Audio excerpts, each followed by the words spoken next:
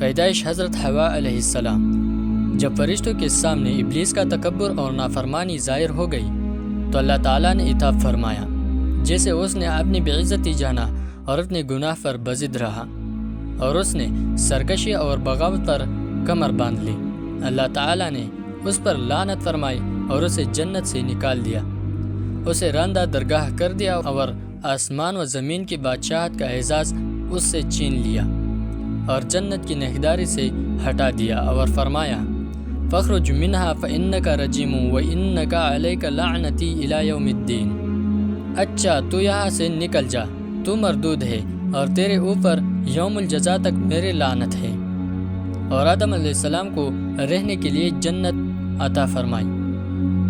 ابن عباس رضی اللہ تعالیٰ عنہ، ابن مسعود رضی اللہ تعالیٰ عنہ اور چند دیگر صحابہ کرام رضی اللہ تعالیٰ عنہم روایت کرتے ہیں کہ ابلیس کو جنت سے نکالا گیا جب اس پر پھٹکارا پڑی اور آدم علیہ السلام کو جنت میں ٹھکانہ دیا تو وہاں انہوں نے تنہائی محسوس کی، کیونکہ وہاں ان کا کوئی ہمسر نہ تھا جس سے وہ سکون حاصل کرتے۔ فسفورات سوئے، جب بیدار ہوئے تو اپنے سرہانے ایک عورت کڑی دیکھی جس کو اللہ تعالیٰ نے ان کی فصلے سے پیدا فرمایا تھا۔ آدم علیہ السلام نے اس سے پوچھا تم کون ہو؟ وہ کہنے لگی عورت۔ پوچھا کس لیے پیدا کی گئی ہو؟ کہنے لگی تاکہ تو مجھ سے سکون حاصل کرے۔ فرشتوں کو جب اس واقعہ کی خبر ہوئی تو وہ دیکھنے کے لیے آئے اور کہا اے آدم اس کا نام کیا ہے؟ کہنے لگی ہوا۔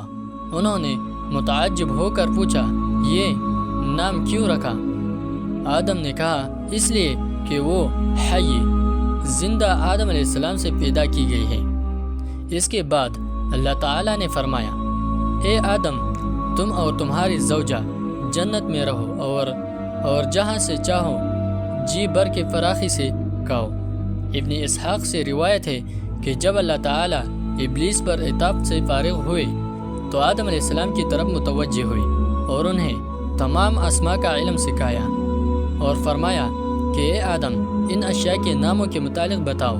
اس کے بعد راوی نے آخر تک تمام واقعہ بیان کیا اور کہا اہل تورات اور دیگر اہل علم مثلا عبداللہ بن عباس رضی اللہ تعالیٰ عنہ کے ذریعے ہمیں روایت پہنچی ہے کہ پھر آدم علیہ السلام پر اللہ تعالیٰ نے اونگ ڈال دی، پھر ان کی بائیں پسلی میں سے ایک پسلی لی اور خالی جگہ میں گوشت برابر کر دیا۔ پھر اللہ تعالیٰ نے آدم علیہ السلام اس کی پسلی سے ان کی زوجہ حوا بنا دی اور اسے سنوار دیا تاکہ آدم علیہ السلام اس سے سکون حاصل کرے۔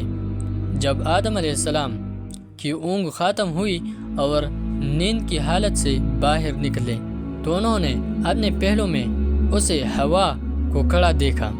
یہود کے کہنے کے مطابق اللہ تعالیٰ زیادہ جانتا ہے کہ آدم علیہ السلام نے کہا میرا گوشت، میرا خون اور میری زوجہ، پھر اس کے ساتھ سکون حاصل کیا۔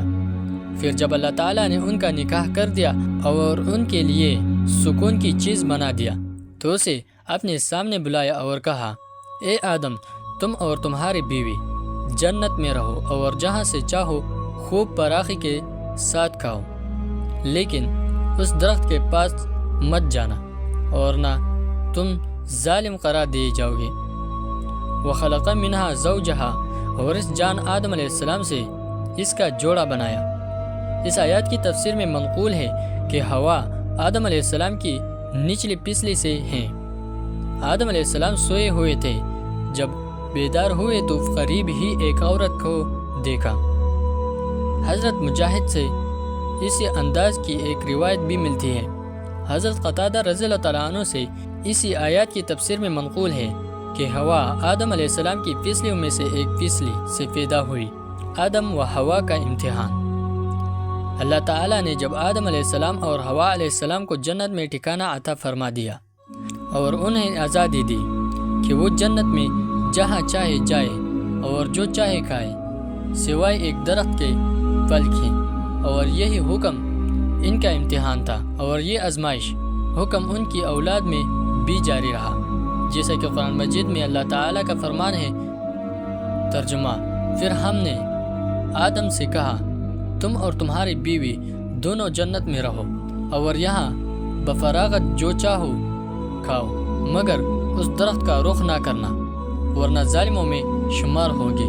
پس شیطان نے ان کے دل میں وسوسہ ڈالا اور اس درخت کا پھل کھانا ان کی نگاہوں میں فائدہ مند اور خوبصورت ٹھہرا دیا، اور اس کا گناہ کو ان کے لیے انتہائی پرکشش بنا دیا، یہاں تک کہ ان دونوں نے اسے کھا لیا، جس کے بعد ان کے اجسام کے پوشیدہ حصے عاریہ ہو گئے، یعنی وہ دونوں بے لباس ہو گئے۔